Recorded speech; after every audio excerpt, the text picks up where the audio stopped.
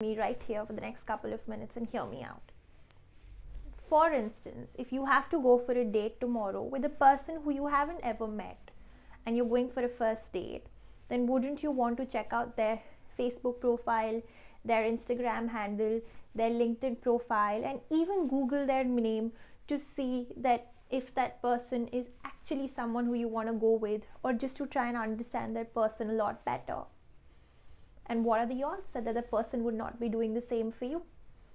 Similarly, if you are going to be able to apply for a job, your prospective employer would be doing the same thing for you. Almost 50% of employers across the world would not hire an employee who does not have a good social media presence. Similarly, customers would not go for businesses or even for freelancers who do not have a strong social media footprint or a presence. So if you really think that personal branding is something that's just meant for the celebrities, like we all know Hillary Clinton versus Donald Trump and who's a better brand, but if you really think that personal branding is just meant for politicians, sports people, or celebrities, then this is a thought of yesteryears, because personal branding is equally relevant for you and I. So if you really think that you have to develop a personal brand, then let me break that bubble for you, because you already have a personal brand.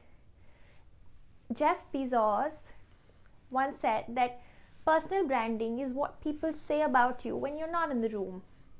So if you have a social media presence, people already have some kind of an opinion about you. It's just that that's not been consciously cultivated about you. So if people are any which way going to think something about you, we might as well be more strategic about it and think about what your personal brand is going to be. Now you may question me and say that it probably means that we can't be human, but that's not true. Personal branding, more than ever before, is about saying what your target audience wants in the most human and in the most authentic way possible. Do you want to be viewed as an expert on a particular topic? Do you want to be a go-to person for a certain topic? All of these goals are highly achievable with personal branding. Personal branding will help you crack that interview, get that job, get that speaking engagement, even crack that partnership. There are so many goals that you can attain in your life simply with the help of personal branding. So it's really important for all of us. Now, you don't need to get bogged down or overwhelmed thinking that one day I'm not at all active on Facebook and tomorrow I have to become a Facebook influencer.